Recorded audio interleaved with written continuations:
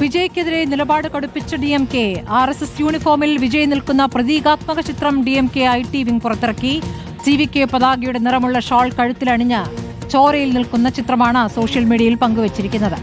അഷ്കർ അലി കരിമ്പ വിവരങ്ങളുമായി. അഷ്കർ, ഇപ്പോൾ DMK TVK ഒരു പോരാട്ടത്തിലേക്ക് തന്നെ കടക്കുകയാണ്. അപ്പോൾ ശക്തമായ പ്രതികരണങ്ങൾ കുറച്ച് വൈകിയാണെങ്കിലും DMK നടത്തുന്നു എന്നല്ലേ മനസ്സിലാക്കേണ്ടത്? ഇപ്പോൾ ഇനി രാഷ്ട്രീയ പോരിലേക്ക് നീങ്ങുന്നു അല്ലേ?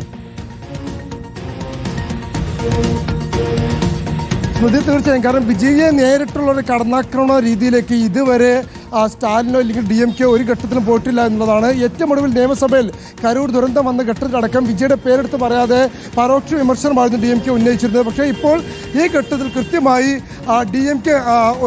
DMKയുടെ IT വിങ്ങിൽ ഒരു പോസ്റ്റ് പങ്കുവച്ചിരിക്കുന്നു.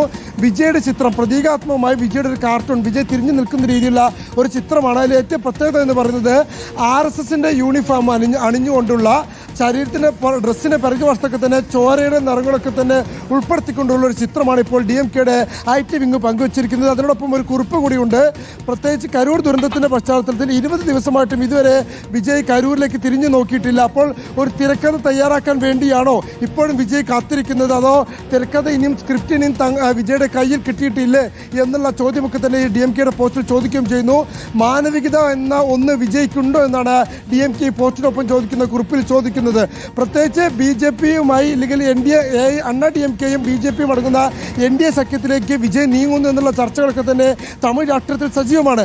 ആ ഘട്ടത്തിലാണ് ഈ RSSന്റെ യൂണിഫോം അണിഞ്ഞുകൊണ്ട് ചോരയുടെ ചിത്രങ്ങൾ, ചോരയും അതുപോലെ തന്നെ TVKയുടെ ഷാളുമൊക്കെയുള്ള ഒരു പ്രതീകാത്മക ചിത്രം വിജയ്ക്ക് വിമർശനം ഉന്നയിച്ചുകൊണ്ട് DMK പങ്കുവെക്കുന്നത് എന്നതും ശ്രദ്ധേയമാണ്. സ്മൃതി.